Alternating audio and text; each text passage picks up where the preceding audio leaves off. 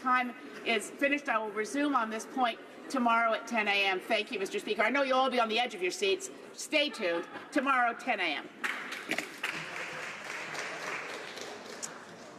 The honourable member will have 5 minutes remaining for her time, for her remarks, and then, of course, a period for 5 minutes of questions and comments when the House next returns to debate on the question. Now we're going to statements by members. Déclaration de député. L'honourable député. The honourable member for Moncton. Mr. Speaker, within the next few days, this House will be adjourning. Members will go back to their ridings and their families, and the government will have passed its priorities, which are a far cry from Quebec's. Do you know who, Mr. Speaker, will not be part of this government's priorities? Do you know who will not be going back to his family this week? Raif Badawi. In 2015, the Prime Minister said, with respect to Raif Badawi, that something needed to be done quickly, responsibly, and progressively. It's been 5 years now that the Saudi blogger has been jailed, threatened with lashings at any time. And this government has been neither rapid, neither responsible, nor progressive. 5 years and Canada has done nothing for him. Ottawa has turned its back on Raif and his family. That's this government's human rights record. Canada is selling armored vehicles to a regime that destroys thinking people. It's a shame, Mr. Speaker. The honourable member for La Salle-Mar, Verdun. To talk to you about an institution that has been part of the riding of La Salle-Mar Verdun since 1929. Founded by Italian immigrants, DeLallo Burger became the first Italian restaurant chain in Montreal. What differentiates DeLallo's from other restaurant chains, Mr. Speaker, is not only its famous upside-down buck burgers with peppers and cold cuts inside, but rather what makes DeLallo's special is the place that it has created in the community as a gathering place for close to 90 years. By sponsoring local minor hockey teams, including one that included at the same time Mario Lemieux, Jean-Jacques Daigneault, and Marc Bergevin, they gave back. Mr. Speaker, these three today, and others, including Ken Dryden, can't resist DeLallo Burgers. Monsieur le Président. Mr. Speaker, since early in the 20th century, DeLallo Burger has been a place that provided a sense of belonging, so much so that you got the feeling the restaurant was an integral part of Ville-Émard. It was a meeting place for neighborhood and city residents, as well as several Montreal icons. Today, its walls pay tribute to this history. Mr. Speaker, I assure you, every member would love to have this type of restaurant in their riding. Congratulations. Nicola. Mr. Speaker, I wonder how many members in this place do their banking with the credit union. Now, I ask that question because thanks to big government approach of the Liberals, fairly soon the answer will be zero. Any day now, archaic, decades-old provisions of the Out-of-Date Bank Act will soon be enforced, which will mean that credit unions will no longer be able to use the words bank, banking, and banker. And so by extension, online banking, opening a bank account, bank with us basically becomes outlawed words subject to big fines. This needless word hunt will not only confuse middle-class consumers, but will also impose yet another costly regulatory burden on Canada's credit unions, who are particularly hard hit by this Liberal government. On behalf of the many credit unions in my riding, and as a member of the All-Party Parliamentary Credit Union Caucus, I would ask that the Finance Minister stop this needless action. One would think that the Finance Minister would better spend his time balancing the books, Mr. Speaker. The honourable member for Scarborough Agincourt. Mr. Speaker, yesterday I began my day at the Princess Margaret Cancer Foundation walk with my family, raising money for cancer research, which is obviously very important to me. We then proceeded to join my mother and father to celebrate Father's Day at a Father's Day lunch. I know last week was a particularly momentous week for my father, given the journey that he's been through over the past few years. I then went back to pack and go to prepare to come to Ottawa. I got a surprise from my three children as I was leaving. They presented me with a book called How Much I Love You, little notes that they basically wrote to me, but I didn't have a chance to read it until I came to Ottawa when I got to settle down in my room. By the time I'd finished reading it, I was emotional, quivering mess, even though I'm not normally an emotive person. Let me simply say this on behalf of all fathers. and to their children, as their children are thinking about their fathers. Cherish the bonds between you for that incredible love. A happy belated Father's Day to all fathers everywhere.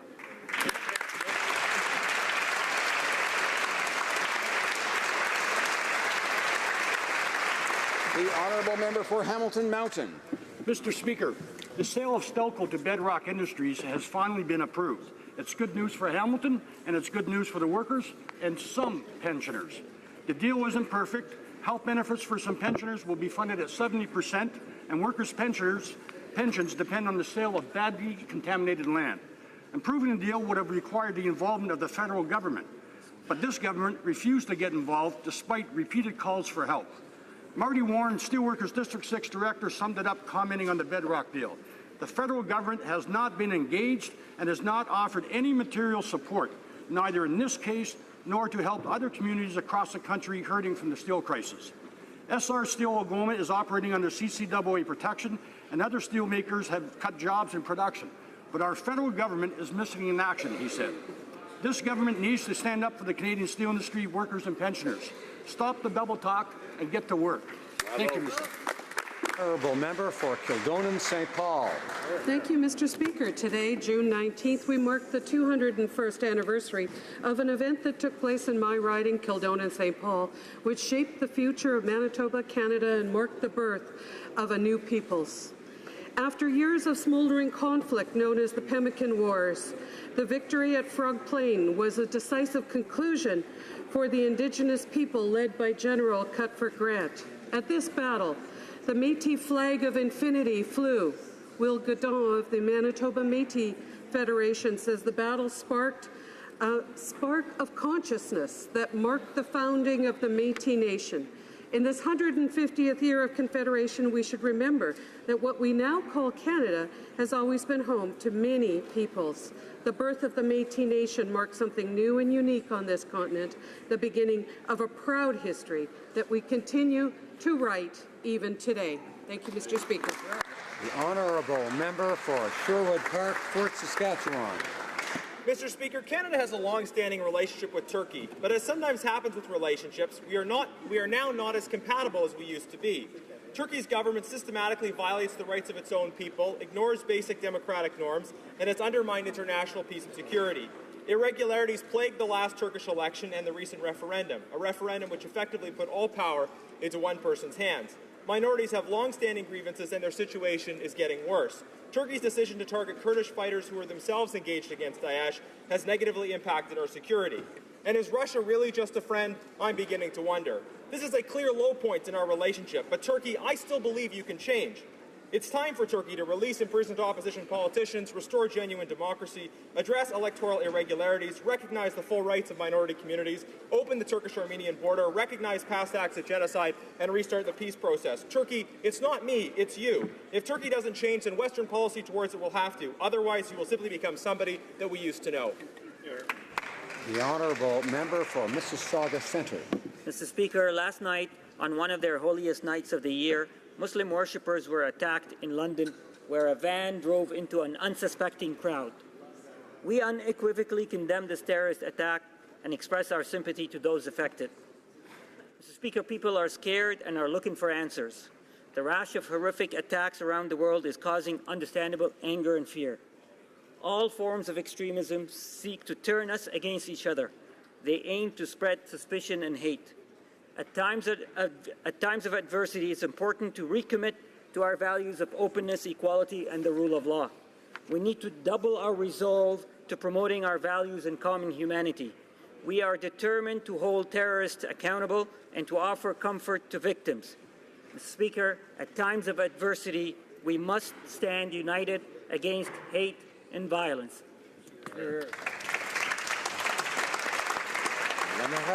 The honourable member for Brossard-Saint-Lambert. Mr. Speaker, it's with a very heavy heart that I rise in the House today to express my deepest sympathies to the people of Portugal and all Portuguese Canadians, of which I am one, suffering at a distance. We woke up yesterday morning to the tragic, nightmarish news. I shudder to think of the devastation felt today by the families of the 62 people who perished in the exceptionally violent forest fires. The European Union rapidly responded with all the various forms of support the situation called for. The diaspora is rallying to provide support and assistance to all of the towns that were destroyed. I'd like to ask my colleagues with Portuguese Canadians in their communities to reach out and comfort them. Portugal will get its smile back, but right now, its population of 16 million people have only fado and saudade in their hearts. In memoriam. Thank you, Mr. Speaker. The member for Richmond Centre. Mr. Speaker, each year, June the 15th marks World Elder Abuse Awareness Day. Elder abuse is an important human rights issue we all can bring awareness to and help ensure that older generations have a right to live in a life of dignity. This means a life free from all forms of abuse, including financial and physical abuse, as well as material exploitation, which can lead to significant emotional and mental suffering. This issue is particularly close to my heart in my role as former Minister of State for Seniors. I'm incredibly proud of the legislation my colleagues and I created to help end elder abuse.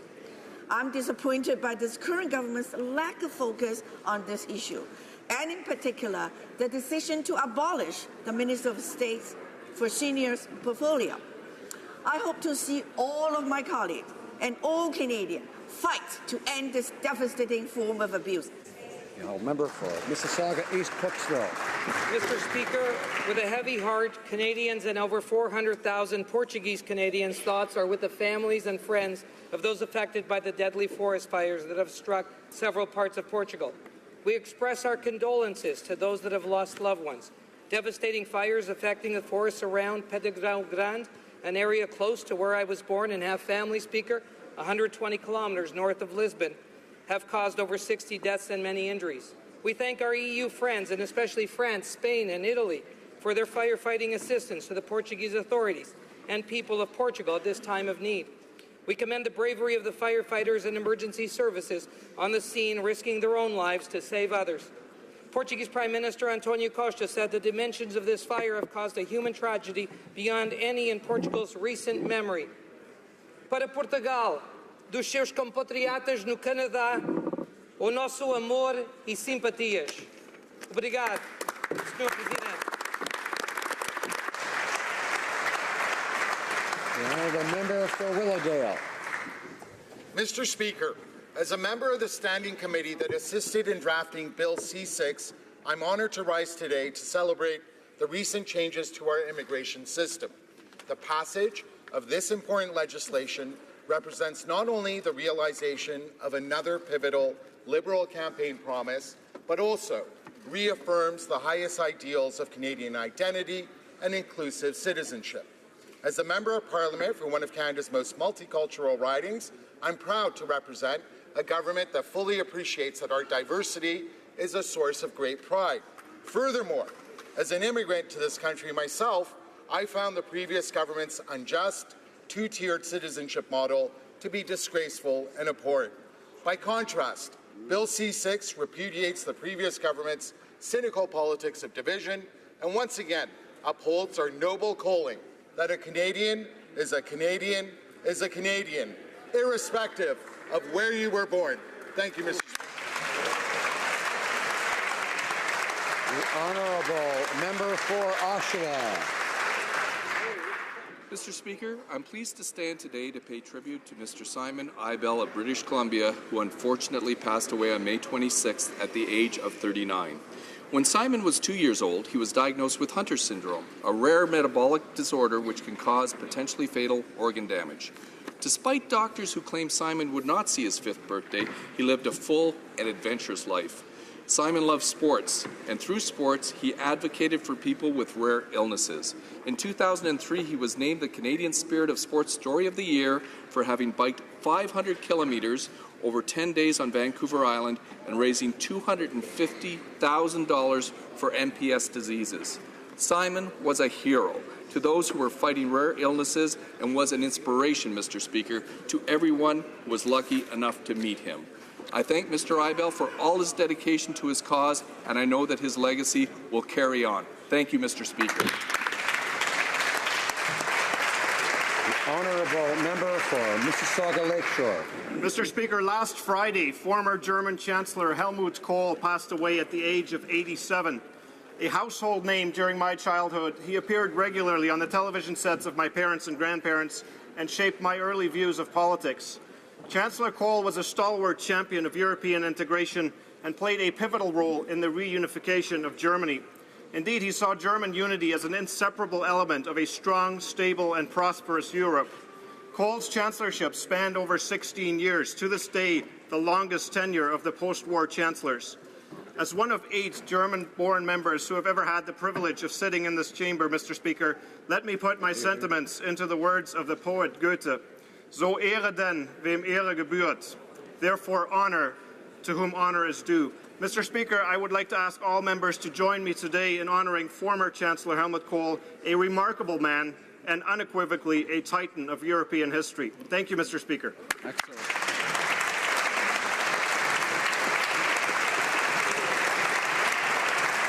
Honourable member for Skeena-Bulkley Valley. Thank you, Mr. Speaker. The people of northwestern British Columbia have a proud tradition of hard work and self-reliance. They don't expect a lot from the government in Ottawa other than a fair share and a Prime Minister willing to fight on their behalf. Yet, when it comes to salmon and softwood lumber, even those modest expectations aren't being met. The lumber industry has lost 150 mills, more than 30,000 jobs in just over a decade, and might lose another 15,000 jobs threatened by Donald Trump's illegal tariffs. One small mill in Morristown employs 60 people, has a bill from Trump for almost $400,000. When it comes to wild salmon, the picture is even more disturbing.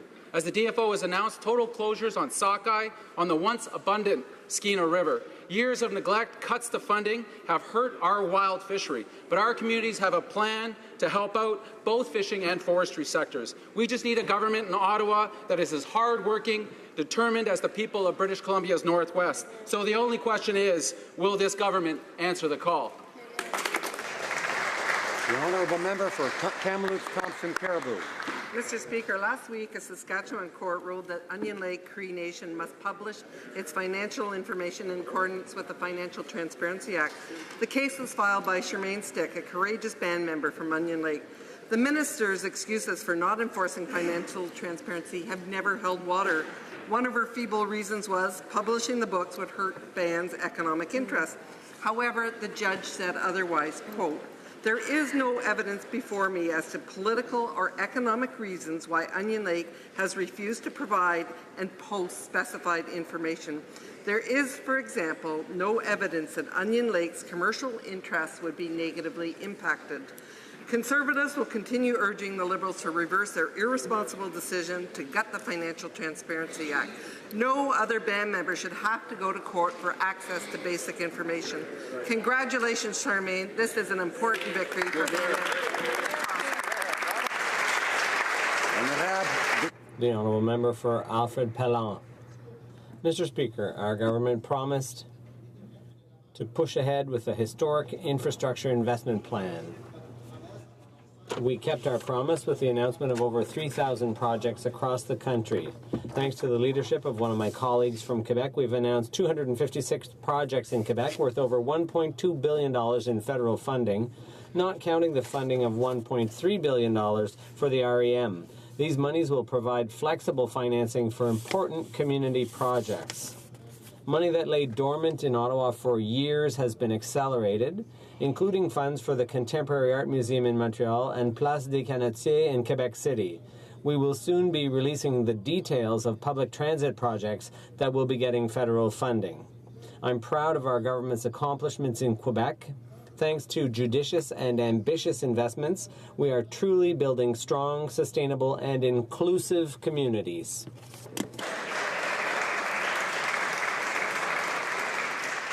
Questions orales, oral questions. L'honorable député. The honourable member for Richmond North Athabasca. Mr. Speaker, the Prime Minister said during the election campaign that he would be running a modest deficit of $10 billion a year. But what have we ended up with? $25 billion per year. This was supposed to last only 2 years. but now it's going to last for an undetermined period.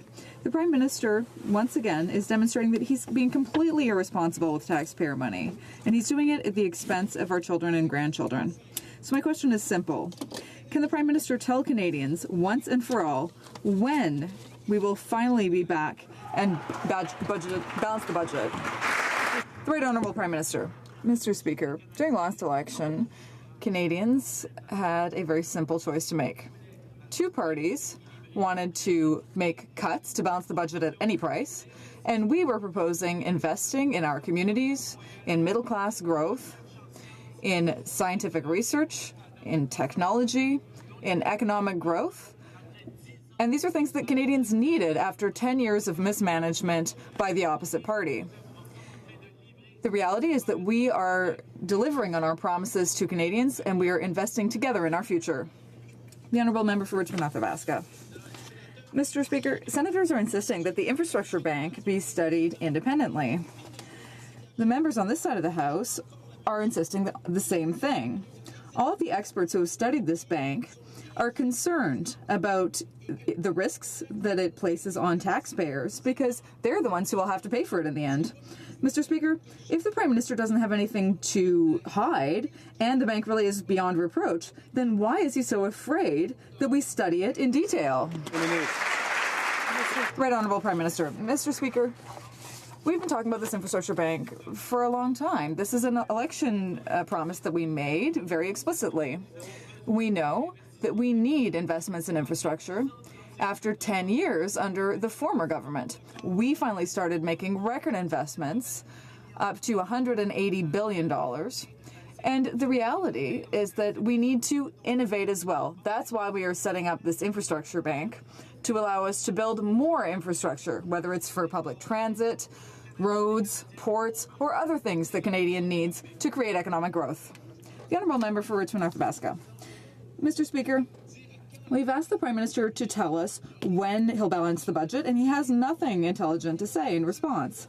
And for the Infrastructure Bank, he's asking taxpayers to sign a blank check for $35 billion. This just doesn't make any sense. Mr. Speaker, the Liberals are irresponsible, and they're acting carelessly with citizens' money. When will the Prime Minister show some respect for this institution and allow us to study this bank in detail? Right Honourable Prime Minister. Mr. Speaker, the member across the way is showing once again that he doesn't understand how the Canadian economy works or what Canadians need. Canadians need investments in infrastructure, whether it's public transport, affordable housing, green infrastructure. It's been 10 years that the former government across the way had underinvested in our communities. We know that we need to start investing now in an innovative manner, and that is exactly what we're doing for Canadians. House Leader. Mr. Speaker, the Prime Minister's proposed $35 billion slush fund, also known as the Liberal Infrastructure Bank, is a disaster in the making. Even worse, we've learned, according to what the Finance Minister said last week, is that this slush fund won't be run by Canadians. Can the Prime Minister please explain why he will be appointing foreigners who don't have Canada's best interest in mind to the board for the Liberal Infrastructure Bank? Right Honourable Prime Minister.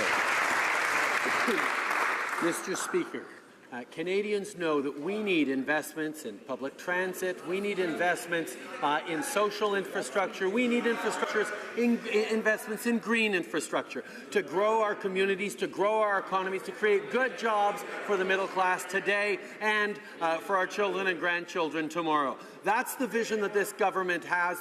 This is what we put forward in the election campaign.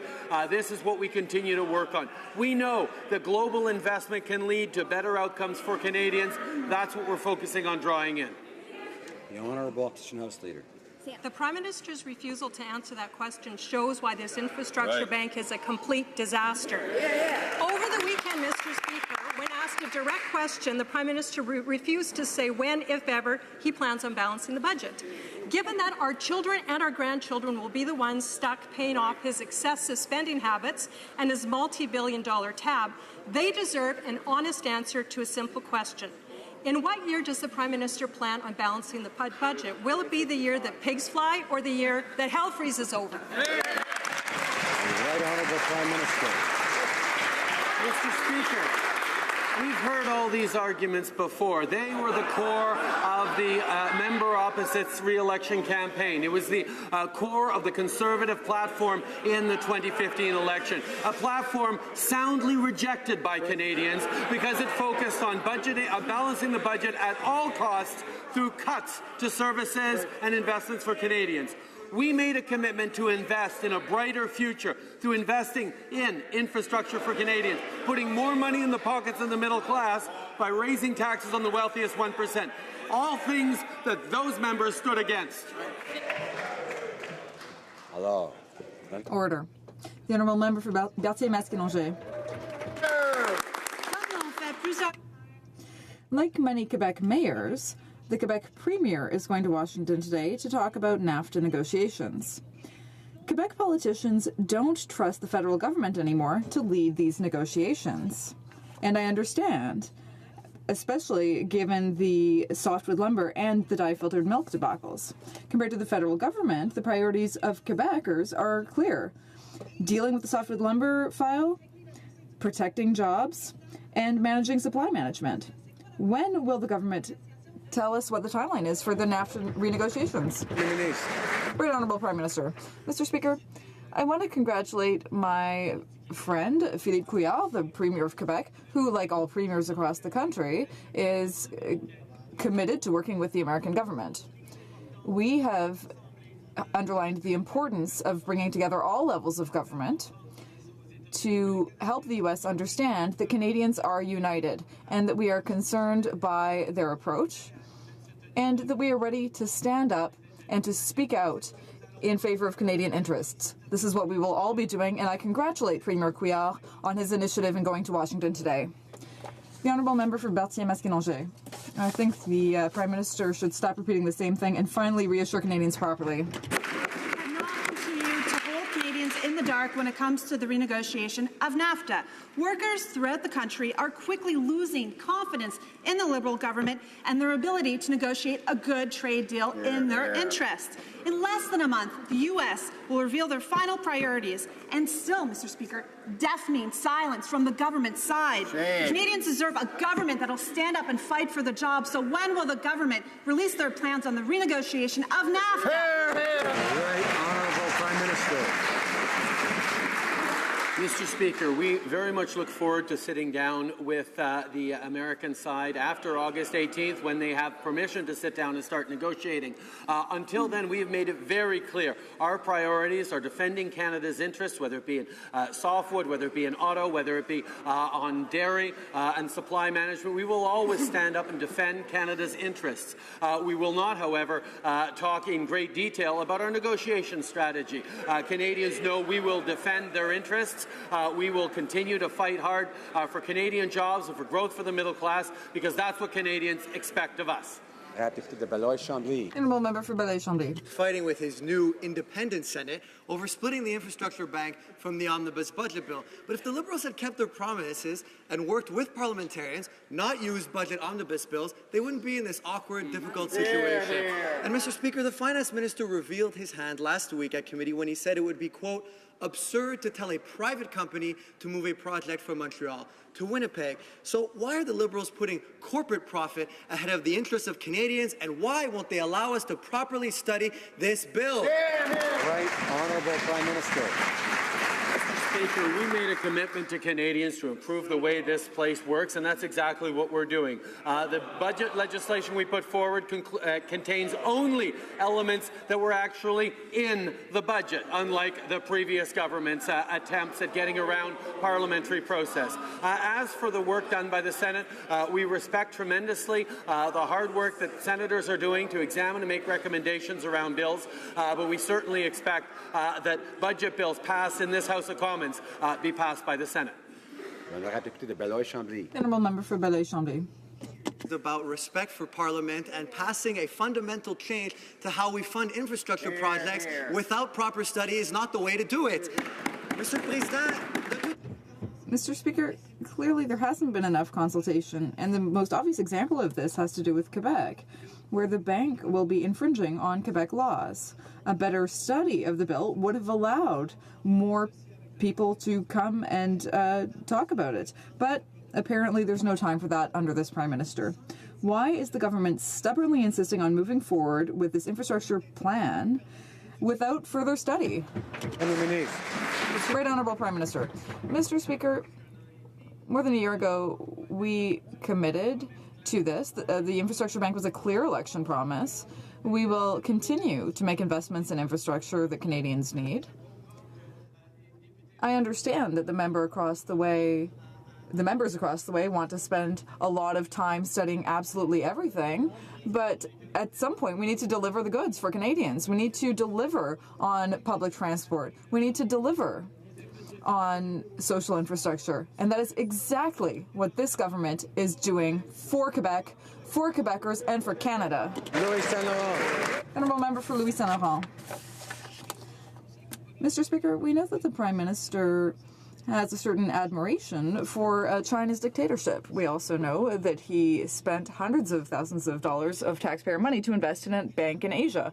We also know that the Prime Minister welcomed Chinese billionaires who donated to his father's foundation. But all of this does not allow the Prime Minister to endanger Canada's national security. Why didn't the Prime Minister oversee the sale of Norsat?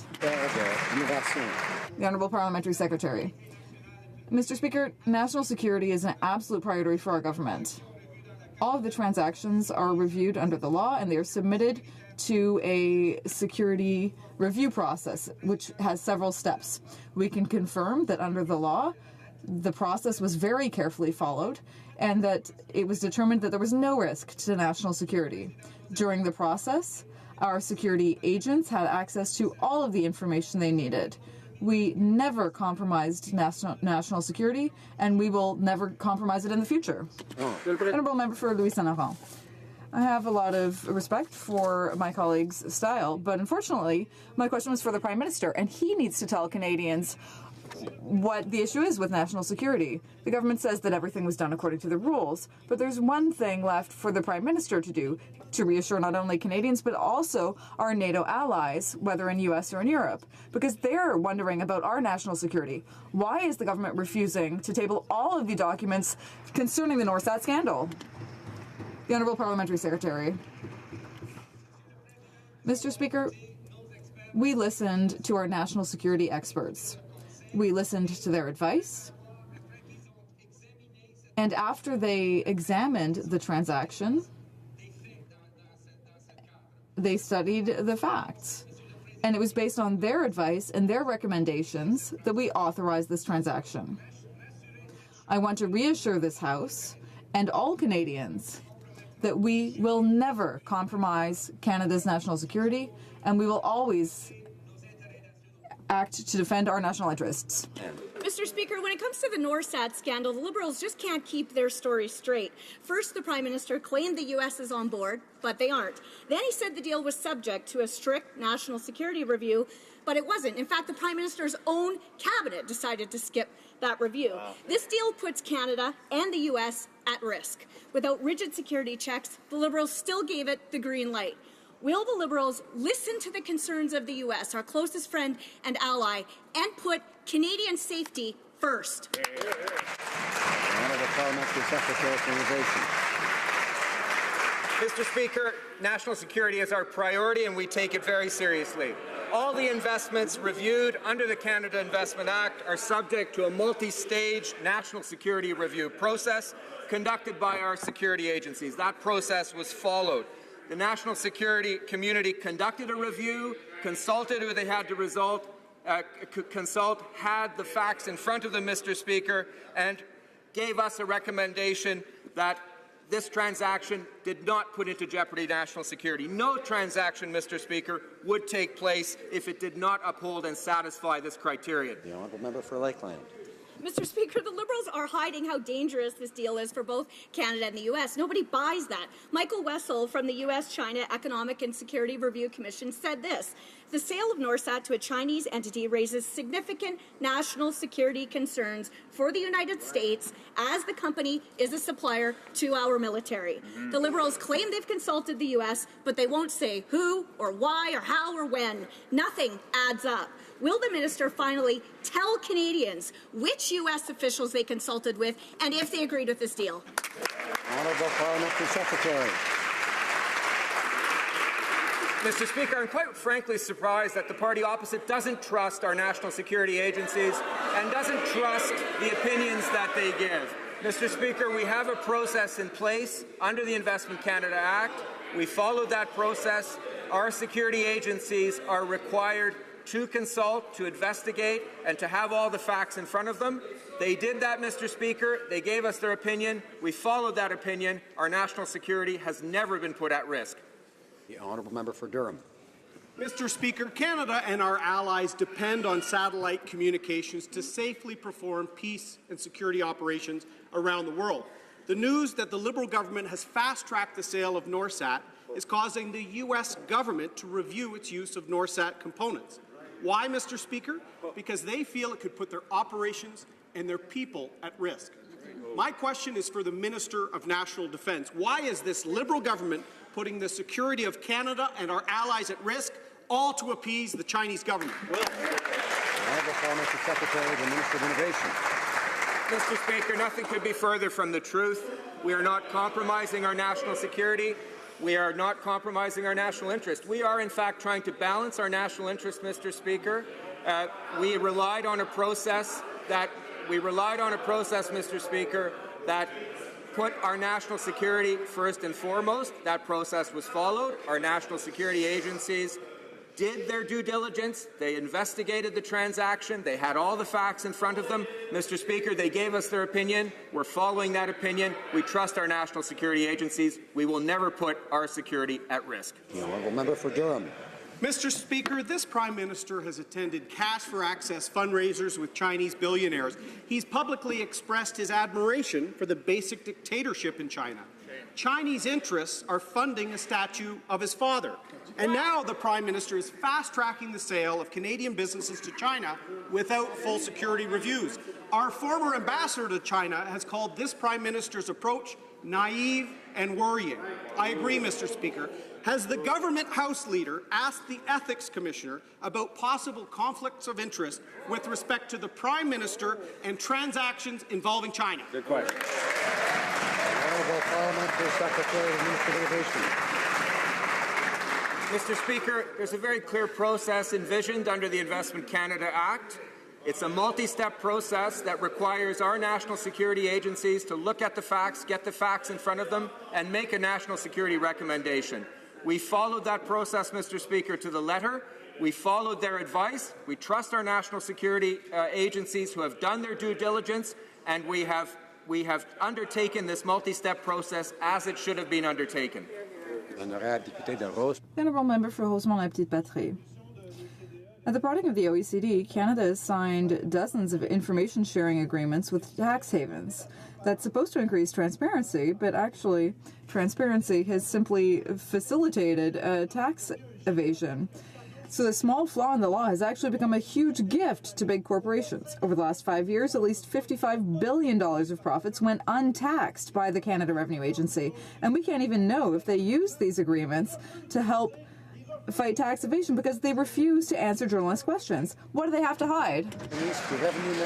Honourable Minister of National Revenue. Mr. Speaker, our government is committed to fighting tax evasion and tax havens to ensure the fairness of our tax system for all Canadians. I'm proud of the leadership role that we have taken on the international stage.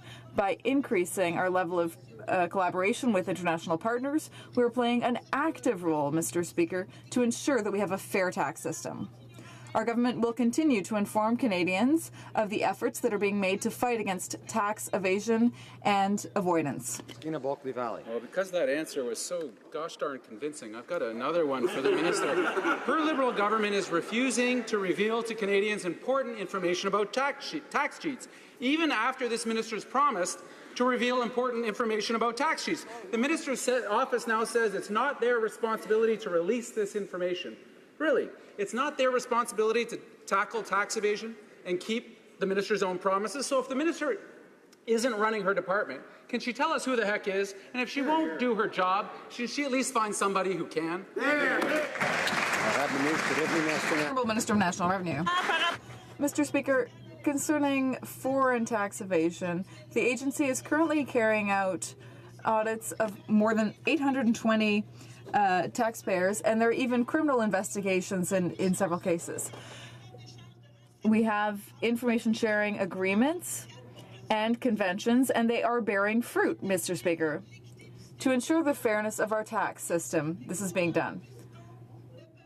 Fraudsters will no longer be able to hide, and they will have to suffer the consequences, Mr. Speaker. The honourable member for Barrie Innisfil. Well, it's becoming clear that the Prime Minister's approval to sell Canadian senior care facilities to Anbang Insurance of China has placed our seniors at risk. Questions went unanswered when the deal was first linked and inked, but the Liberals said everything would be just fine. Now Anbang's chairman, Mr. Wu, has been arrested by Chinese officials on corruption charges. Anbang's assets, including the BC retirement homes, are now at risk of being taken over by the Chinese government with so many warning signs. Why didn't the Prime Minister do any due diligence before he approved this deal? Honourable Parliamentary Secretary. Mr. Speaker, our government is open to investments that create jobs, growth and long-term prosperity for Canadians. While the official opposition continues with its scare tactics and fear-mongering, let's talk about the facts. The day-to-day operations of the residences will continue to be managed by Retirement Concepts, the same management that was there before. Rules are not changing. The residents will continue to be subject to the same robust provincial health regulations that have always applied to them. The residents and healthcare workers will continue to be protected by the same legislation. Mr. Speaker, we did our homework on this transaction. We assured what we had to make certain, and we've done it. Member for Barrie Innisfil. Well, Mr. Speaker, the Innovation Minister assured the House that the government had done their homework and there was no reason for Canadians to be concerned, and he passed the buck to BC to regulate these homes. Anbang is a company with murky ownership built on risky investments. U.S. and Chinese regulators have raised serious concerns over their dealings, and when the wolves of Wall Street won't touch Anbang, how can the Liberals use vulnerable seniors as pawns for the Prime Minister's insatiable appetite to cozy up to China?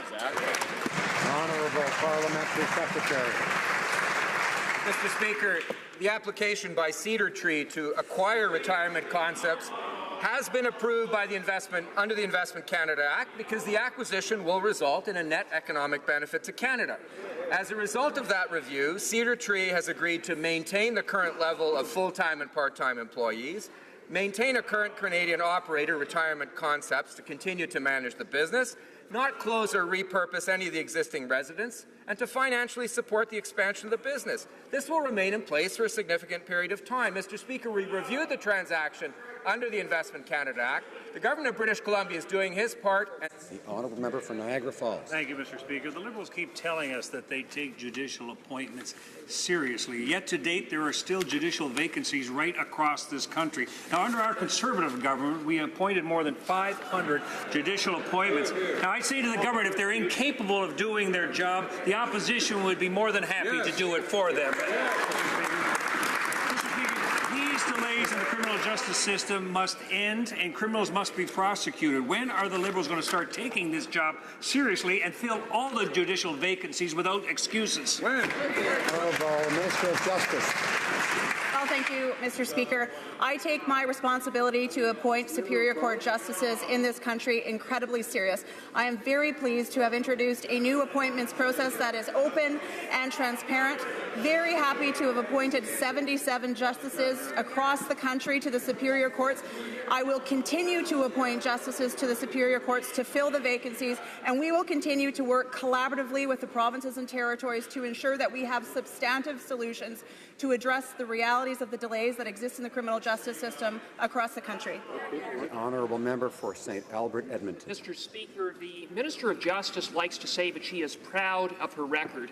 Is the Minister proud of the near historic number of judicial vacancies? Is the Minister proud of the fact that nearly half of the judicial advisory committees remain vacant?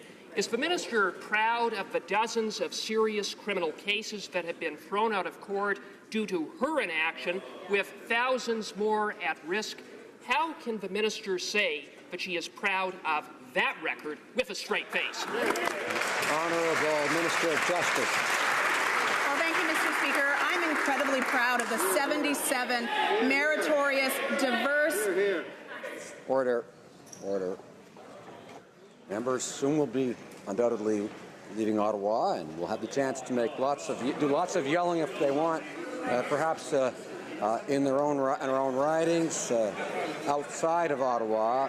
But I'm asking members to try to restrain themselves at least for the next few days, and then maybe they'll have a chance on occasion to even yell for one of these days, or something like that if they have to. The Honourable Minister of Justice has the floor.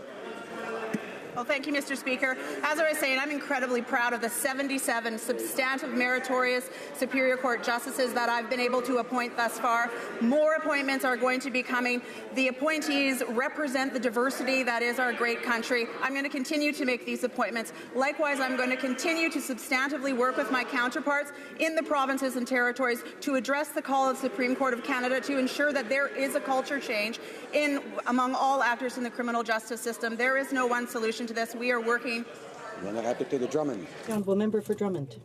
Mr. Speaker, the Liberal approach to official languages is a real farce. The Minister of Heritage forgot to extend the mandate for the acting commissioner, and we no longer have had a watchdog for official languages since Saturday. Prior to that, there was the partisan appointment of Madeleine Meyer with contempt for the Act of Parliament, and this is the work of the minister who says official languages is a priority for our government. Really? When will the government sort this situation out and respect the Official Languages Act? The Honourable Minister. Mr. Speaker, I would like to remind my colleague that our official languages are important for this government. Having said that, we will have an Official Languages Commissioner. Operations continue at the office of the Commissioner, and I will have an opportunity to make an announcement shortly. The Honourable Member for Sherbrooke. Well, millions of Canadians were celebrating Father's Day. Najawi, Miriam, and Dowdy, the children of Raif Badawi, were sadly dealing with the absence of their father, who's been away for 5 years. The three children directly sent out a plea to the Prime Minister asking him to pick up the phone and call the King of Saudi Arabia so that their father could come home. In 2015, prior to the election, the member for Papineau urged Mr. Harper to step in personally. So what is the Prime Minister doing today to help the children of Raif Badawi? The Honourable Parliamentary Secretary. The case of Mr. Badawi at the highest level with the Saudi government. We continue to ask for clemency so he is reunited with his family. I've had the opportunity and the privilege of meeting with his wife on multiple occasions. I've reassured her that our government, our Prime Minister, our Minister of Foreign Affairs are engaged on this case. We will continue to appeal for Mr. Badawi's clemency. Member for Don Valley West. Thank you, Mr. Speaker. For decades, the Canadian government actively discriminated against gay, lesbian, bisexual, trans, and queer Canadians. Thousands of public servants and military personnel were fired for their sexual orientation, forced to live double lives, or risk loss of employment or even criminal conviction. I'm proud of our government's efforts to build stronger ties with my community, working for rights at home and abroad. But still more remains to be done. Could the Minister of Justice update us on steps the government is taking to heal the wounds in the LGBTQ2 community? Honourable Minister of Justice. Well, thank you, Mr. Speaker, and I'd like to thank my colleague, the member from Don Valley West, for the question. I am incredibly proud of the work that our government is doing. In Canada, we embrace diversity, we embrace inclusion, and we have to ensure that everybody has the freedom to be who they are. That is why I'm incredibly proud that the Senate passed Bill C-16 last week. I look forward to it receiving royal assent, adding to the Canadian Human Rights Code a prohibition against gender identity and gender expression. We are doing more, looking at historic records and the expungement of them for unjust laws. And in this month of Pride, I want to celebrate and applaud the LGBT. The honourable member for Selkirk Interlake Eastern. Mr. Speakers, the Liberals' mismanagement on the fighter jet replacement has gone from a national scandal to an international embarrassment. Over the weekend, officials were instructed to meet with aerospace companies in Paris, then they were told to cancel those meetings, and then they were told to reschedule them. The Defence Minister has made a complete mess on this file. Is there anyone on the Liberal benches, anyone at all, that can fix this comedy of errors and actually hold an open competition to replace our aging fighter jets now? The Honourable Parliamentary Secretary. Mr. Speaker, the Government of Canada is holding an open process to replace the fighter jets. This competitive process will ensure that we purchase the fighter jet that suits the needs in the long term of the Air Force and will provide Canada with benefits for our economy. We began the process for soliciting bids. Initial consultations with the industry will start in 2017. The Honourable Member for Charlebourg, Haute-Saint-Charles. Mr. Speaker, the Liberals have turned the fighter jet replacement file into a real farce, and this farce is being played out on the international scene. The government opposite is incapable of organizing simple meetings with representatives of the aerospace industry. And if we add to that most stakeholders have completely lost confidence in the Minister of Defence, this issue is a huge mess. Does the Prime Minister understand the scope of the problem? Will he call his minister to order and finally set up an open and transparent process? The Honourable Parliamentary Secretary. I'd like to remind my colleague opposite that the Chief of the Defence Staff, when the policy was announced, said this was good for people in uniform. Yes, we are equipping our Canadian Forces members with what they need to complete their missions. We have commitments with NORAD, with NATO, and that's why we want to ensure that we replace our equipment, our aging equipment, to ensure that our men and women in uniform can accomplish the missions they are assigned to here and abroad. Well, Mr. Speaker, nobody trusts the Liberals to actually deliver on that promise. Mr. Speaker, the Liberals unveiled their defence and foreign policies, and surprise, surprise, there were no details of a UN peacekeeping mission in either of them. It's been almost a year since the Prime Minister naively promised 600 troops to a vague UN peacekeeping mission. Now, documents show that the Liberals have turned down 5 UN leadership roles and won't commit to a single UN mission. Now, the Prime Minister says Canada is back. Well, now he's backing away from UN peacekeeping missions after stepping back from the fight against ISIS. When will the Prime Minister finally step up and quit embarrassing? Honourable Parliamentary Secretary for Foreign Affairs. Thank you very much, Mr. Speaker. And as the member knows, Canada did announce that it was back in the world and will play a significant role in international multilateral institutions, including as a determined peace builder returning to peace support operations. That was a commitment of our government, and we will restore Canada's role in peace support missions. We're taking our time thoughtfully to decide what mission Canada will lead in, and we're doing that because that's what Canadians expect of us. Thank you. The Honourable Member for Charlebourg, Haute-Saint-Charles. Mr. Speaker, almost a year after the Prime Minister's ill-advised promise to send 600 troops to a vague peacekeeping mission, we still don't know anything about it. The Liberals could have included details in their defence policy or the statement on foreign policy, but they're again nothing. Now we've learned that Canada has refused 5 different offers from the UN. Could the Prime Minister finally set the record straight for our troops instead of using them as pawns simply to earn a seat on the Security Council? Mr. Speaker, Canada remains resolved to its commitments to the UN, peacekeeping missions, peace stabilization missions, including within the UN. These are duties assigned to Canadian forces protecting security. As part of the new policy, we have reaffirmed our determination to continue in a tangible way and to provide value added to UN peacekeeping missions. Thank you, Mr. Speaker. For London Fanshawe. Mr. Speaker, veteran suicides devastate our communities. There are too many unanswered questions regarding why so many veterans turn to self-harm. Mr. Lionel Desmond not only ended his own life, but also the lives of his daughter, his partner, and his mother. This terrible tragedy needs to be examined. Will the minister take responsibility and call an inquiry into the triple murder-suicide of Lionel Desmond to shed some light and find remedies for our veterans who are suffering? The Honourable Parliamentary Secretary. Suicide by a veteran is always a tragedy. We are working in conjunction with the Department of Veterans Affairs to put in place a system to provide better support to veterans and their families and to ensure that not only are we doing the right things, but that we are leaders in this area. In Budget 2017, we announced the opening of a Centre for Excellence in Mental Health, PTSD, to advance practices, exemplary practices, and to help reduce the stigmas surrounding it. That was an inquiry my colleague called for.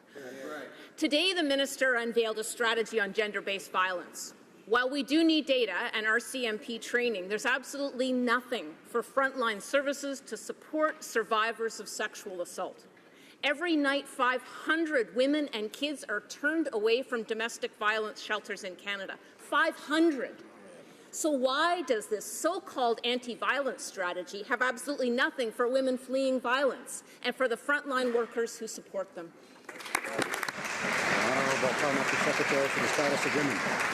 Mr. Speaker, our government is committed to ensuring that all women and girls can live free from violence. This is why we are investing $100.9 million in a strategy to prevent and address gender-based violence. The strategy we released today, Mr. Speaker, is based on prevention, support for survivors and their families, and promoting responsive legal and justice systems. And it will build a solid foundation for action and fill important gaps in support for survivors of gender-based violence. Mr. Speaker, today was a very good day in the fight against gender-based violence. One member for Kamloops, Thompson, Caribou. Mr. Speaker, last week the courts ruled that Onion Lake Cree Nations must post their financial transparency information in accordance with the Financial Transparency Act. This is a great victory for Charmaine Stick and those across the country. We now have a judgment that clearly states the minister was irresponsible and wrong in not enforcing the act. Will she commit today that she will empower grass band members and no other person will have to take their band to court for transparency, yes or no? Honourable Minister of Indigenous and Northern Affairs. Mr. Speaker, the government agrees that First Nations individuals should be able to access their community's financial information. We have already launched national mutual accountability engagements with First Nations, community leaders and members, including both in-person and online engagements. We have also been working on a mutual accountability for almost a year with the AFN and the Aboriginal Financial Officers Association. Everyone, including First Nations governments, wants increased transparency and accountability, and we will achieve this in the coming months, working in partnership with First Nations. Honourable member. Mr. Speaker, it has been 18 months and they're doing nothing to enforce a law.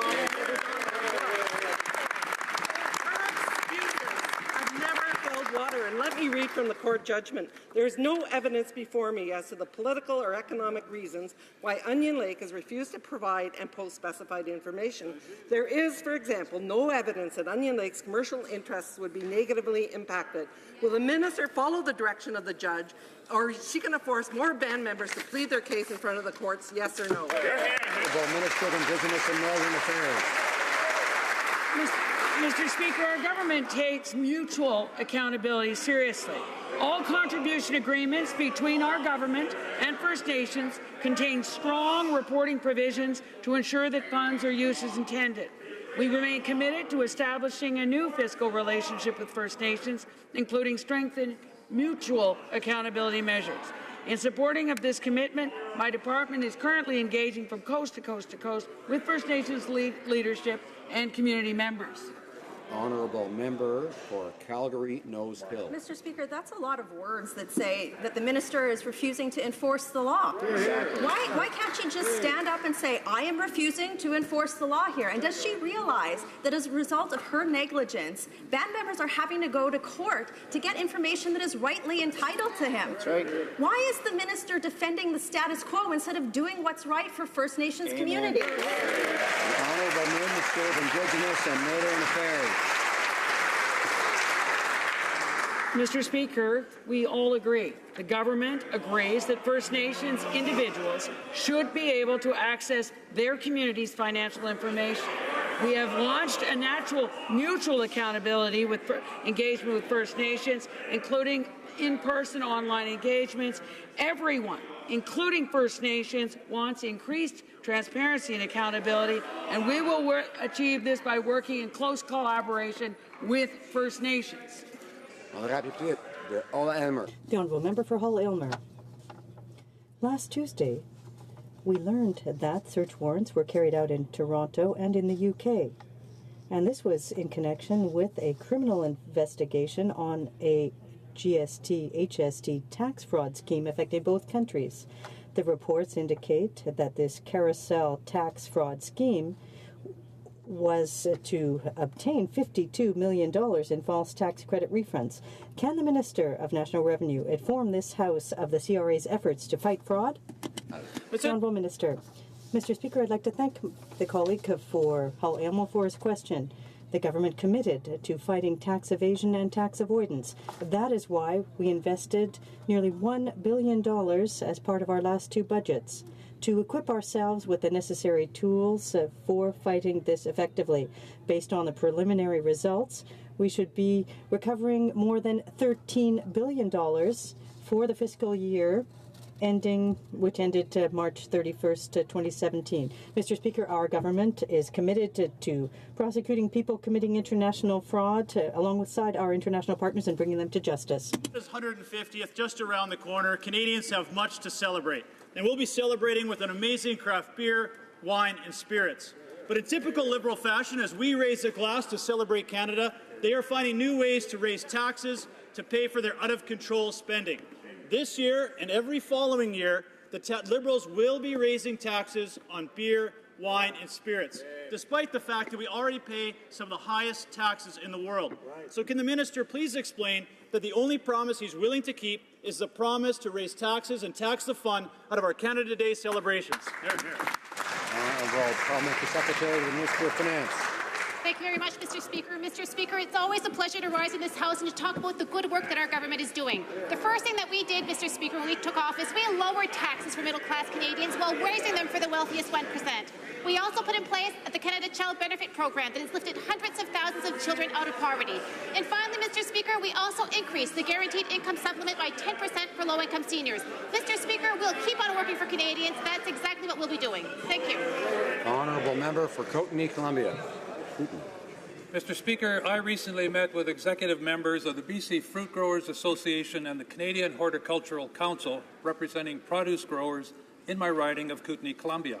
They told me that Canadian growers suffer greatly when their buyer fails to pay them due to bankruptcy. The Standing Committee on Agriculture unanimously urged the minister to develop a payment protection model for Canada's growers, but nothing has happened. It's been a year, Mr. Speaker. When will the government take action to protect our fruit and vegetable growers?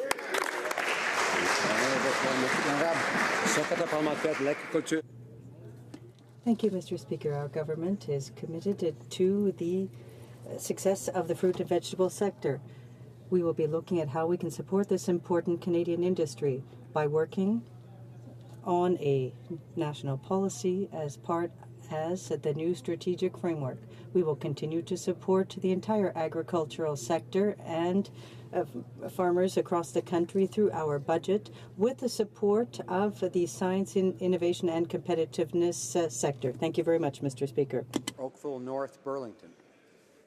Thank you, Mr. Speaker. Far too many Canadians still face violence every day simply because of their gender expression, gender identity, or perceived gender. Our Status of Women Committee, of which I am Vice Chair, studied this issue, and I think we would all agree that it's time for us to take action. Budget 2017 committed $100.9 million for a gender-based violence strategy. Could the Parliamentary Secretary to the Minister of Status of Women update this House on the status of this strategy? Well, Parliamentary Secretary.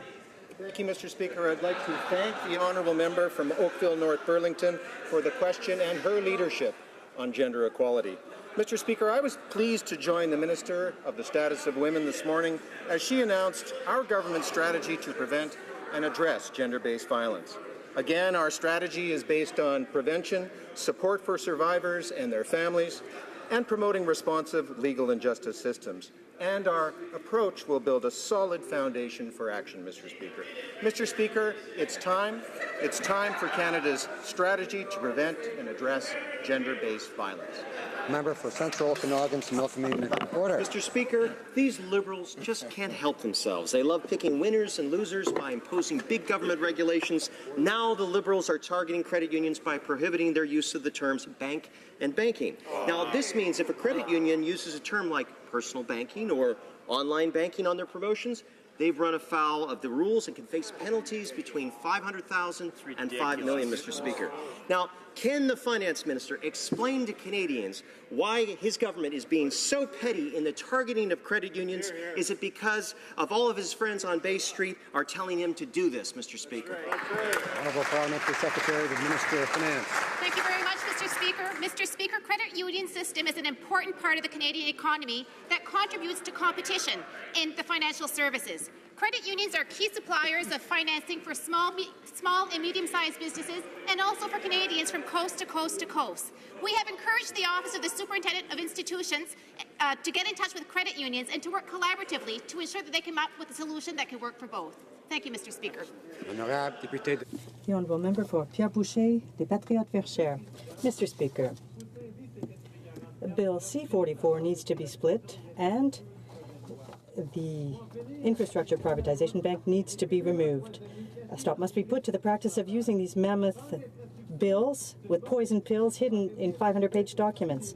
This infrastructure bank is a bad idea for Quebec. It will weaken Quebec to the benefit of others. Will the Prime Minister listen to Quebec, farmers, and even the Senate and split Bill C-44 and remove the infrastructure bank? Mr. Speaker, Canadians expect us to build the best public transit to reduce the gridlock facing our communities. They want us to invest in more affordable housing to create opportunities for Canadians. They want us to invest in recreational, cultural infrastructure. That's exactly what our infrastructure plan, ambitious $186 billion plan, will do so. As far as respecting the jurisdiction of provinces and municipalities, the bank will do that. Thank you, Mr. Speaker. The Honourable Member for Joliette. Thank you, Mr. Speaker. Mr. Speaker, I don't understand what the Liberals don't understand. As drafted in Bill C-44, the Infrastructure Bank can ignore Quebec legislation, bypass municipal bylaws and regulation.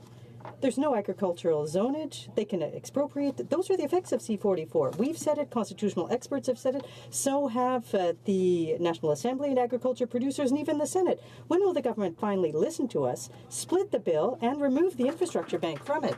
Infrastructure. Well, Mr. Speaker, I am so proud to be working with our Quebec caucus to deliver on the commitments that we made to all Canadians, including the province of Quebec. $1.3 billion investment in Montreal's transit system will create 34,000 jobs in that region. That is delivering for Canadians. That is delivering for the province of Quebec. As far as the legislation is concerned, we are very confident that the way it's designed, it will respect the local jurisdiction in Quebec and in other provinces. The Honourable Member for Manicouagan. Mr. Speaker, forestry workers from across Quebec are calling for the negotiation of a fair and equitable softwood lumber agreement. Now, this may seem obvious, but the forestry sector is now suspicious of Ottawa after in fact, stalling on guarantees. That's cost weeks of work for our people who need some stability. Will the government take the time to doing something so that this, to help the Quebec workers? The question, because it's a chance to remind the House of the significant degree that we have gone to make sure, both in the short term and the long term, that the forestry industry is respected in Canada. That includes $605 million from the Export Development Corporation. That includes very timely measures to expand export markets. That includes taking the leaders of the industry in Quebec to China to begin to make the argument that our wood is the best wood in the world. We're very proud of that initiative. We're very proud how we have stood up for the forestry.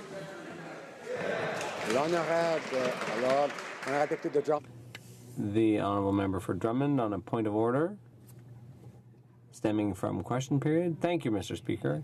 Yes, I wanted to mention that my parliamentary privileges have been infringed upon, as have those of all other members. The Official Languages Commissioner reports not only to the government. The Commissioner is also accountable to all of Parliament, reports directly to Parliament. So Parliament should be aware of who the Official Languages Commissioner is so that we can turn to that person and address questions to them and get information. Currently, Mr. Speaker, I asked the Heritage Minister a question today. I asked, who is the Official Languages Commissioner right now, and when will we have a new one? Currently, we don't know who the Official Languages Commissioner is. Perhaps the government knows, but we parliamentarians as a whole do not know, and that is a breach of our privilege.